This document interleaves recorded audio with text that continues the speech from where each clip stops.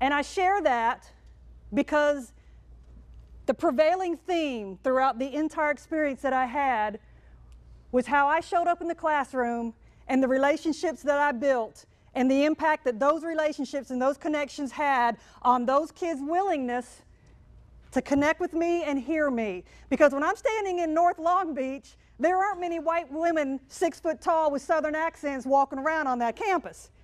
And so already I'm walking into a classroom with Hispanic, Asians, and blacks, and they're looking at me like I'm from another planet. And I open my mouth and they are absolutely convinced that I am. So I have to find a way to have them listen to me, connect with me before we can ever get about the business of teaching. So we're going to talk today about relationships and the power of those relationships and what you can do and we can do as educators in whatever capacity we're showing up in to get more performance from our kids, more engagement and more motivation because we're connecting with them on a deeper level. I want to share a story real quick about General Earl Hailston. General Hailston was over a group of soldiers outside of Iraq before the Iraq War. His soldiers were going to be the first troops in when they were given the sign to invade. He had very young men and women, many who had never seen combat. Charlie Gibson from Good Morning America secured an interview with him, and he sat down and he talked to Mr. Hailston, and he said, "General, I know that you're really busy, and y'all are on notice 24/7, and at any moment in time, you're going to get the signal to go in, and I know it's got to be stressful. Is there anything that you do that helps with the stress and that you just get any enjoyment from in this incredibly intense environment?"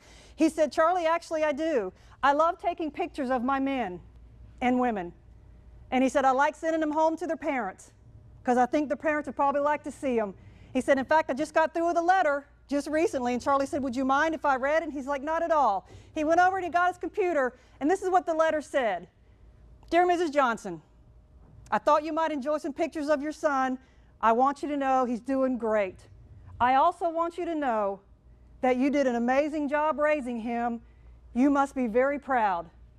I can assure you that I'm honored to serve with him in the U.S. Marines. Sincerely, General Hailston."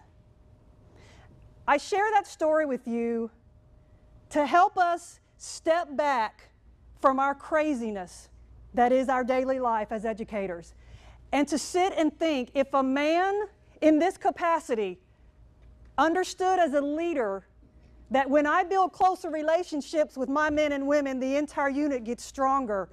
I'm going to share with you at the outset that I want you to reflect on your classroom and on your school and to think about, how am I doing as far as building that unit within my classroom? Because that's where the miracles happen. That's when the connections start leading into more engagement and more motivation. So I just want you to sit and think with that as we go through this hour.